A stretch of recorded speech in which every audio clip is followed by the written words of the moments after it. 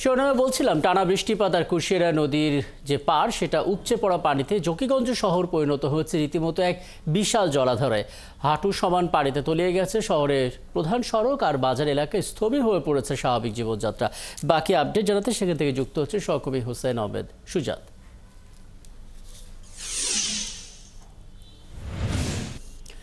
সুজাত, একবারই ছোট করে একটু জেনে নিতে চাই জকিগঞ্জ শহরের কি পরিস্থিতি এখন, কোন কোন এলাকা আসলে প্লাবিত হয়েছে এবং পানিবন্দী মানুষদের জন্য আসলে কি ধরনের ব্যবস্থাপনা প্রশাসন নিয়েছে?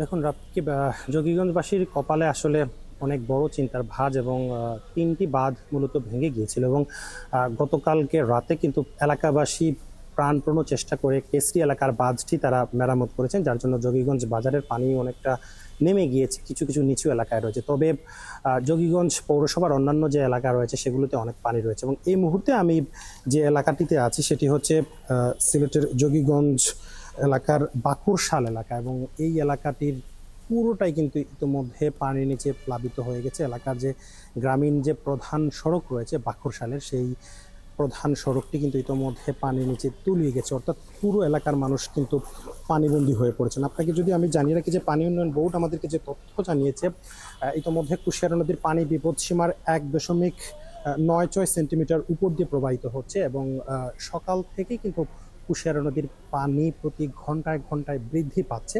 এছাড়া জকিগঞ্জ সদর ইউনিয়নের মানিকুর এলাকাও কিন্তু পানির নিচে তলিয়ে গেছে। পাশাপাশি রারাই এলাকায় কুশিয়ারা নদীর অনেক বড় একটা ভাঙন রয়েছে, সেই ভাঙন দিয়ে কিন্তু অবিরত পানি প্রবেশের ফলে মানিকপুর, রারাই, বাখরশাল সহ বিভিন্ন এলাকা কিন্তু পানির নিচে তলিয়ে যাচ্ছে। এছাড়া জকিগঞ্জ পৌরসভারও বিভিন্ন এলাকা প্লাবিত রয়েছে, পাশাপাশি লোহারমোল ইউনিয়নেরও বেশ কিছু এলাকা ইতিমধ্যে পানির নিচে তলিয়ে গেছে। আমরা জেলা প্রশাসনের সাথে কথা বলেছিলাম, জেলা প্রশাসন আমাদেরকে জানিয়েছেন যে তারা ইতিমধ্যে আশ্রয় কেন্দ্র খুলেছেন এবং যারা বিপদে আছেন তাদেরকে তারা উদ্ধারের চেষ্টা চলছেন। আমরা যেটা জেনেছি যে জকিগঞ্জের 9টি অনেক ধন্যবাদ।